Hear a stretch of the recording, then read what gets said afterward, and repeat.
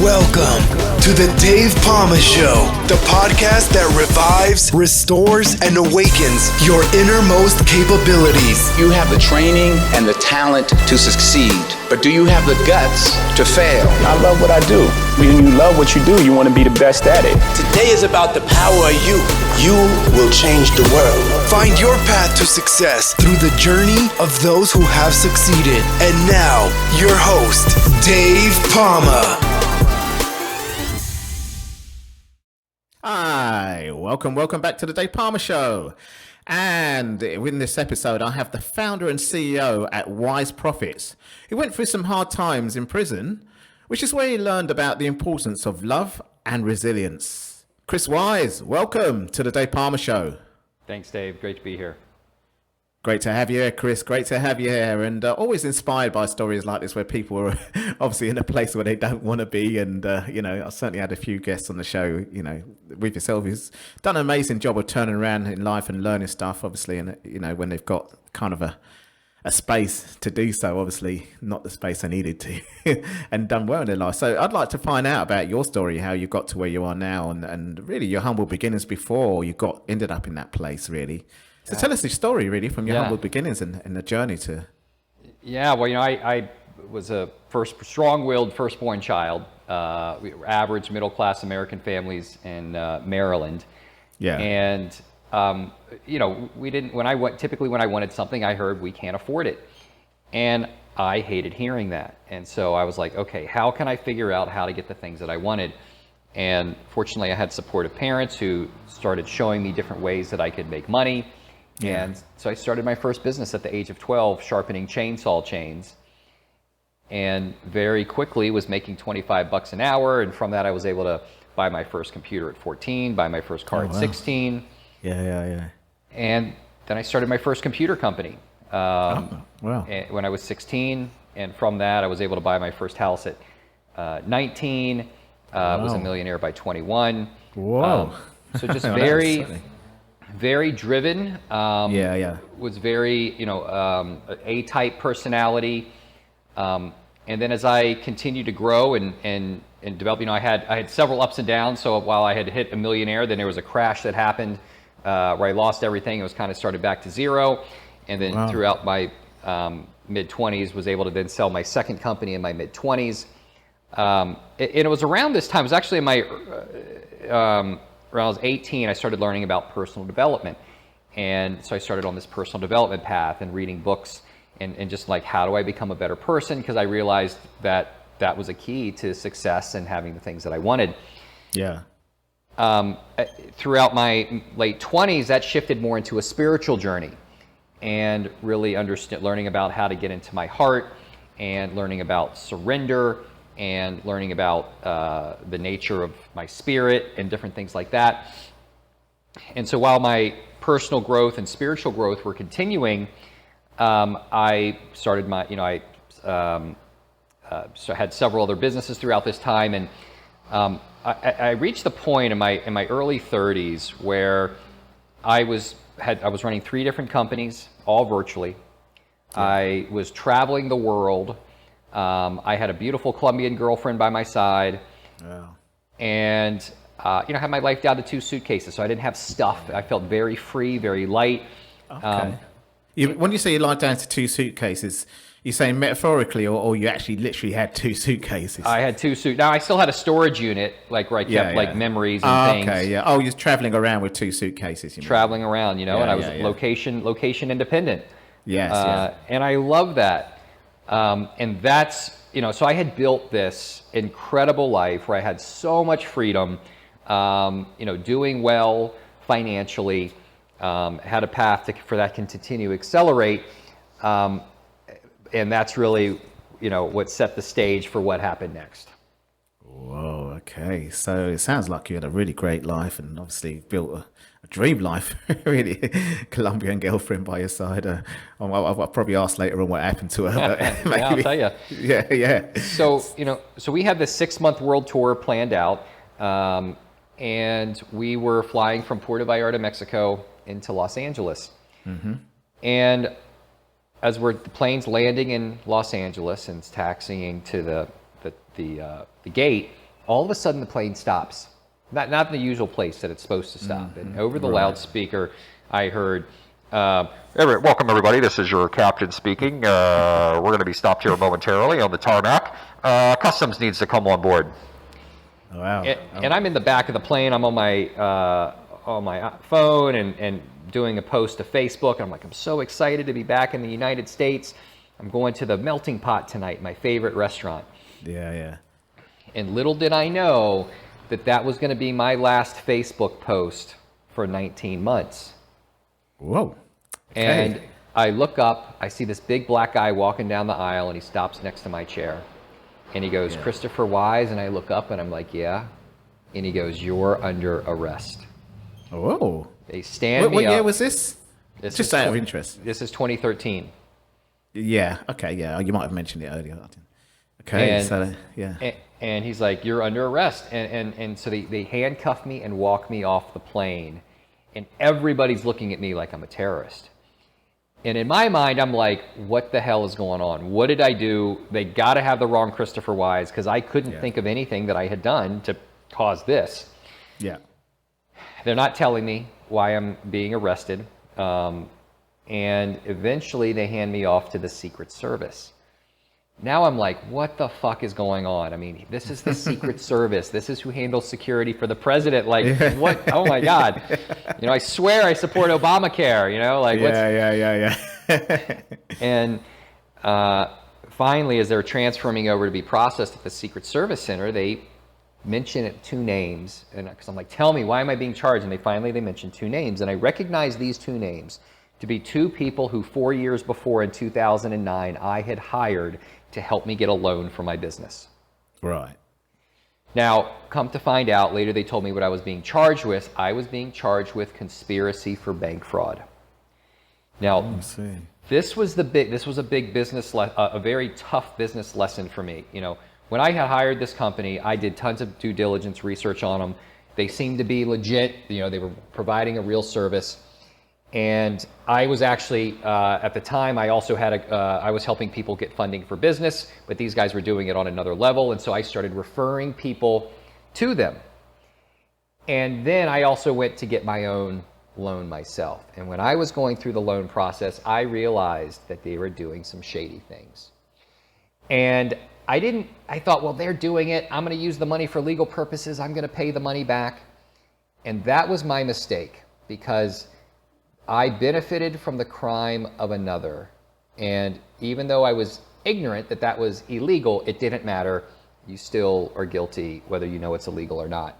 Yeah, it's weird how the law works out that way, doesn't it? I mean, it's the same in the UK. It's like the accessory to the crime, even though you weren't really aware of this person. It happened to me when I was a kid. Someone stole a bike from a school and I was with them, and it was like, well, you're with the person. I was like, well, I didn't know. And things like that. Yeah, but anyway, let's get back to your story. Yeah, and so it was from a business lesson, it was a very tough lesson in conspiracy. But what that did was it set up the stage for me to have this incredible transformational experience in prison. Right. Because prior Can I just ask before? Sure. Yeah, before this transformation stage, I mean, obviously, what was going through your head with this wonderful life you had and getting ready for this 6-month tour with your girlfriend and then, these business opportunities, and all of a sudden it's thrown away? Because I would have been gutted. It was devastating. Yeah, devastating. It was with a capital D. like completely and utterly. So from somebody who likes to be in control, and then finding himself in a place where he has no control. And my life is falling apart on the outside, and there isn't anything I can do about it. That's right, yeah. Losing my reputation, losing friends, losing, eventually end up losing the love of my life that was with me. It was soul crushing, and every day I felt like a piece of me was dying. Yeah. But this is really where the opportunity came, because I had done enough work prior to prison, personal development and spiritual work. I had the right tools to make prison the transformational experience it was meant to be for me. Right, that makes sense now. Because I don't, from a spiritual perspective, it just felt so unfair. I mean, from just a human perspective, it felt very unfair of me having to be in prison for this thing. Yeah, of course. Yeah. And, but one of the biggest lessons that came from that was is that life is far too perfect to be fair. Right. And here's what that means, is that the times where I feel like I'm being treated unfairly, there is a level of perfection that life is trying to bring to my life, of learning lessons and experiences and of places for me to love and embrace myself in the unfairness or in the injustice that I'm facing. And there was many injustices that I faced in prison. Like, prison is a very unjust way of being, they treat humans in a very inhumane and unjust way in prison. Right. And all of those became opportunities for me to more deeply love and embrace myself and heal things that I may have not gotten the opportunity on the outside to love and embrace. From a spiritual perspective, I had a very strong ego. I had an ego that my position was, I cannot be defeated. Yeah. And when I was growing up, one time my parents were trying to tell me what to do. This was like when I was 14. I was like, look, I sat my parents down. I said, look, I'm going to do what I want. And look, you can just make it easier on yourself and let me do what I want, because if not, it's going to be hell for you. So why don't you just let me do what I want? And it was an all-out war through my teenage years, but I came out on the other side, never having really submitted my will to a higher authority. Now, not knowing really how to surrender. So there's something about letting go or surrendering to an authority that enables you to surrender into the universe. Because from one perspective, the universe is a higher authority, or God is a higher authority. And I had this strong will, like, I am not going to be defeated. I'm going to do what I want. And when I was in prison, I was faced with an opponent that I could not defeat. And that's the United States government. They will fuck you up. They have so much power. You can have all the money in the world, but they have more money than you. And if you're going up against them, it's a very tough opponent to win against. And I mean, the kind of thing you're talking about, it's probably not as bad as what I'm going to mention, but obviously you're looking at Assange now, who's trying to stop the extradition from Australia and whatever, to go to Australia from the UK rather than go to the US for spying charges. Yeah. There's quite a lot of stuff like that. And the US is like that. They're renowned for that kind of thing. And the FBI tends to interfere with international kind of crimes as well, so that is quite serious. Authority, that is a serious authority. Yep. And I saw that my best way through this was to not try to fight, because I didn't have the money available to, there was going to be $100,000. I didn't have the $100,000 available to hire a real attorney, so I went with a public defender. Yes. And those guys are just paper pushers, Exactly. So they'll just get paid for the hours they do, and then after that, they can't do much, can they? Yeah, they're not the best attorneys to begin with in general. Yeah. And I also wasn't able to get bail because I had been traveling internationally. So I was stuck in prison with a less than great attorney. And I realized that my quickest way through this pain I was facing was to do a plea deal, was to surrender in an energetic sense to this opponent that I couldn't defeat. Yeah. And what that actually did for me from a internal level was it gave me an understanding of what it really meant to surrender to the universe, to allow letting go, right? So I'd say surrender is another way of saying letting go. Yes, yeah. But I wasn't, it's not easy to surrender or let go, especially for people who are A-types, strong-willed, out to accomplish, have big goals and dreams, because you're like, nothing's going to get in my way. I'm going to make this happen, regardless of whatever comes my way. Yeah, which is not a bad thing, really. No, that's half. Like, that's a good, that's a masculine, that's the masculine energy. It's very good, right? Yeah. But we also want to have access to the other side, the feminine energy of letting go and surrender, because what I realized is, like, I'm not in control. Because prior to prison, I thought I was in control. But now I'm in a situation I can't get out of, I can't escape, I had no idea what was going to happen.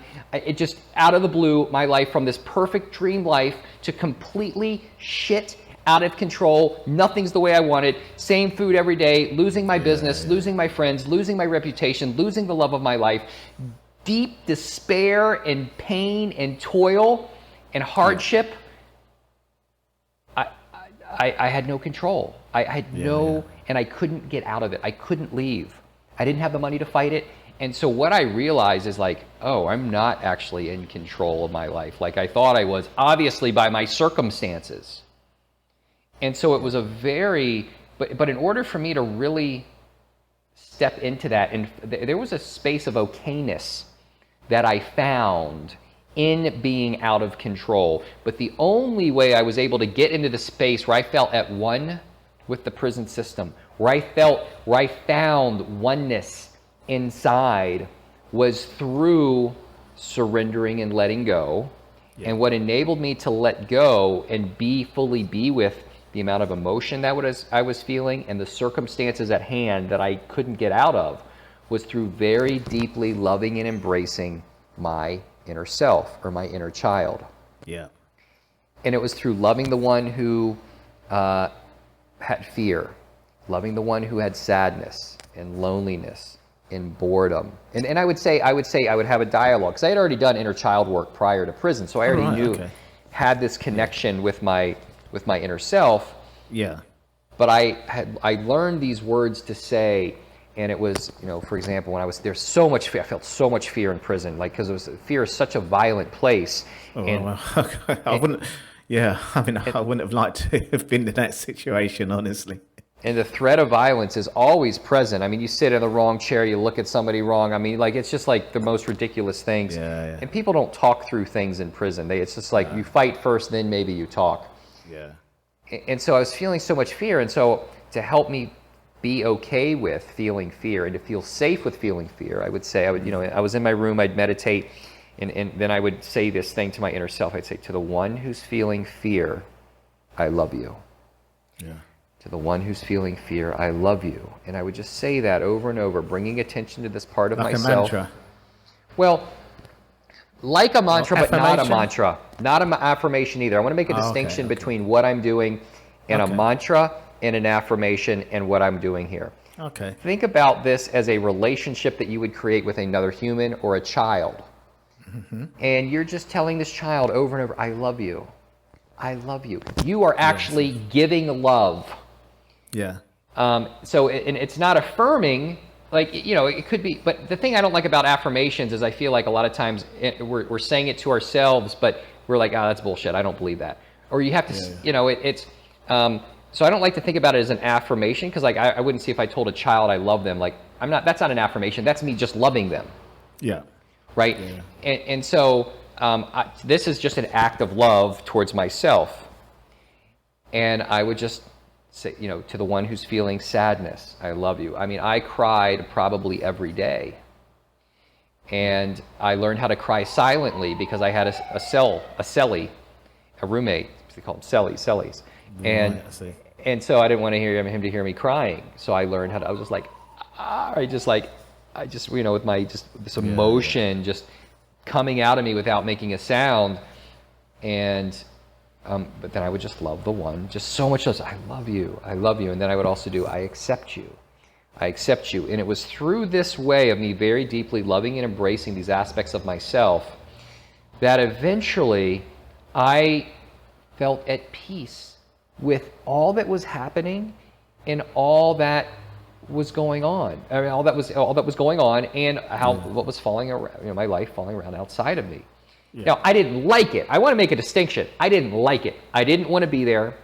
It still didn't feel good, but I wouldn't have continued to chose it. But I found a place of peace. I found a place of oneness.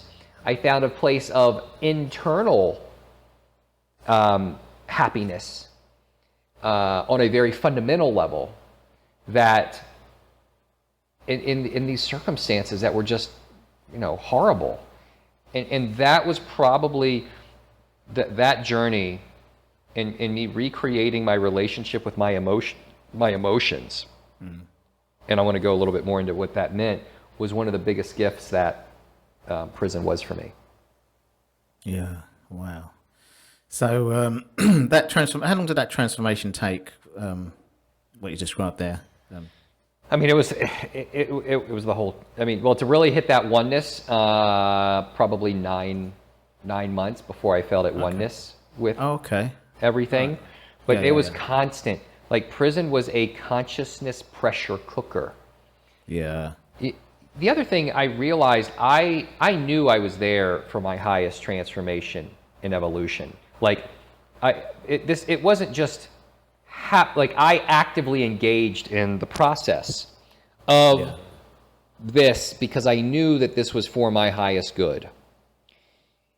And I also, at the very beginning, set the intention because I could feel the amount of emotional trauma that was occurring.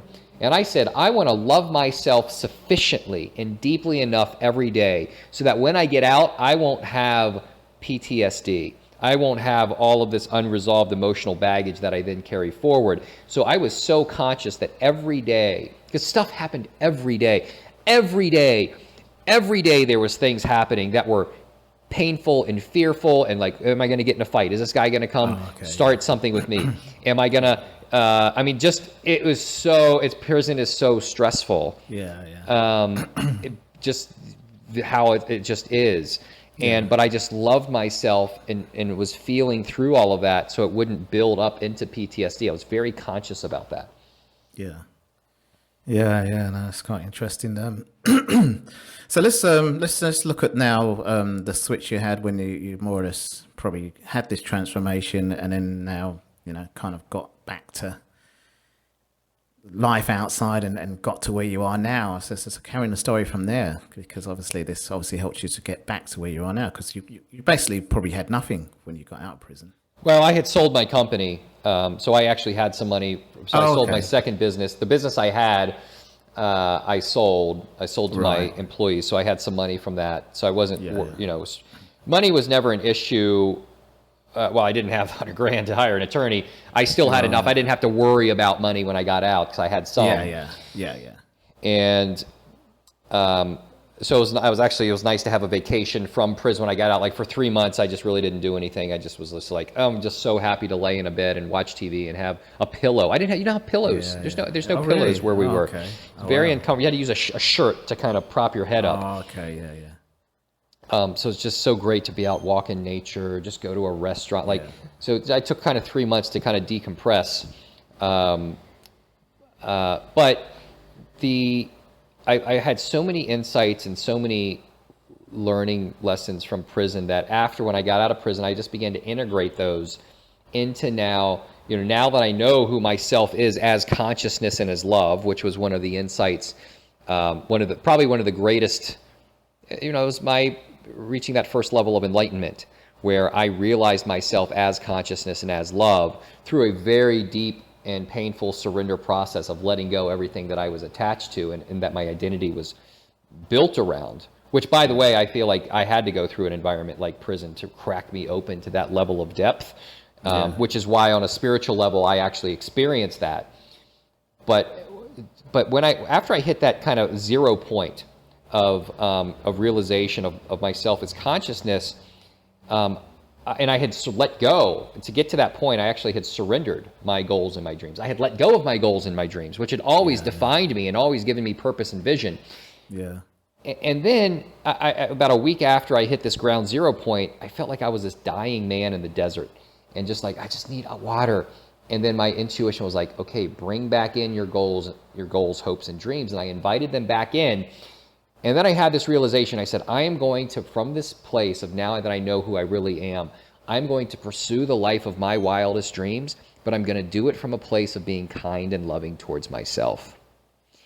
And so that was one of the biggest distinctions now in how I'm living life that got hit there in prison. And then from rebuilding my life, that is, does it feel good to me inside? Now, to make a distinction around that, there's still things I do that are uncomfortable, like pushing myself hard in the gym or, pushing the time that I need in business, right? So there's a distinction between working hard, we can just frame all of that into working hard, and is this actually healthy for me to do on a emotional, mental, and physical level. And that I use my internal compass to make that distinction, where in the past, I was hard on myself. I would talk to myself mean. I was like, that's not good enough. You're not doing it right. You need to do it faster. You need to do it better. Like, there was this demanding, harsh voice in how I talked to myself.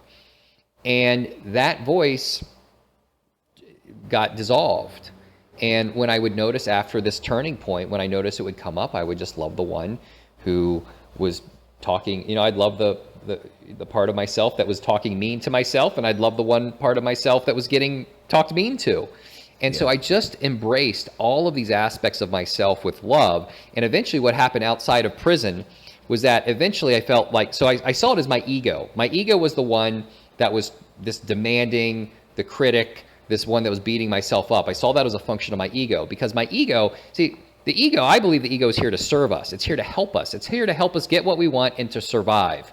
But most of us are, most of us are egos operating from this place of there's still unloved and unresolved aspects of self. And so there's an overreaction to how the ego's relating to oneself. And so after I got out of prison, there was this integration that occurred of my ego, my inner self, and my higher self, where I was like, holy shit, I now feel like I am one. There's no longer different voices occurring in my mind. Like, I feel like I am one. But I didn't, that came from after I had realized myself as consciousness. And then it was a few years later, continuing to do the work, continuing to do all this stuff, that I felt like I was fully integrated as one in myself. And the growth and the learning just still continues to occur, post prison. Now, how this is actually showing up in the business world.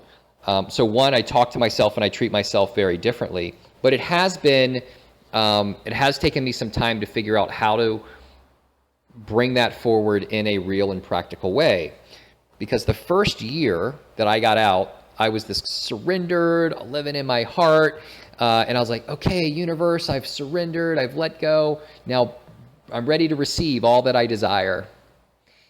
And that first year I lived life that way. And I got to the end of the year and I looked back, okay, what did I accomplish over these last 9 months since I've been out of prison? And it was nothing. It was very little. And I said, I want to accomplish. And so I was like, oh, I actually, you know what? All that stuff I learned in the past, that taking action and that masculine drive, I still need that. So let me invite that back in, because I had let all of that go because I thought that was the problem of why I was so hard on myself. But it wasn't, though. Taking action and drive and accomplishment, those things aren't the problem. It's do we have unloved and unresolved aspects of ourself that then create that into an unhealthy way? And so I was like, now that I'm healthy in this way, how do I take powerful action now from a place of being surrendered and loving to myself? And so it took me several years to really kind of figure out that right vibe. And it's really what's happening. It's an integration of masculine and feminine energies. And so what happened to me over yin and yang sort of thing. Yeah. So over like it took me about 3 years after getting out of prison to really fully deeply integrate the masculine and feminine energies, to now I don't even feel like I make distinctions in having, I don't even have to think about that it's now not anymore. Automated. I'm fully embodied of the masculine and feminine. And so I'm completely and utterly surrendered, and I'm fucking taking action, and I'm out to accomplish and bring forward all that I desire at the same time. Yeah. That's great. So where are you at now then, Chris? I mean, with all this that went on in 3 years now on from this, tell us about your success now and how you can share it with all the audience and listeners. Yeah. So I combined those two of the companies I had. I combined them into one, and so now what I do is I help companies grow and scale.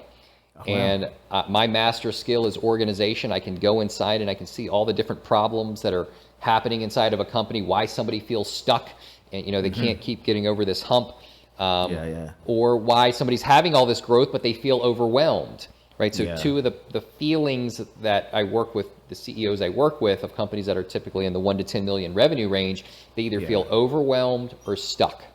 Yes. And so a lot of that is just with how they are, the systems and the structures that they have inside their business are not properly aligned, or they're missing.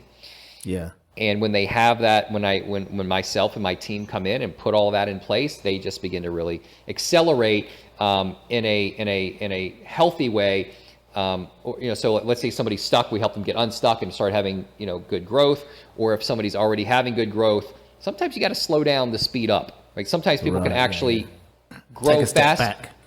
Yep. So it's like, hey, we actually need to put this in place. Or if not, if we don't do this right now, you're going to fail in the future. And I can see those things. Yeah.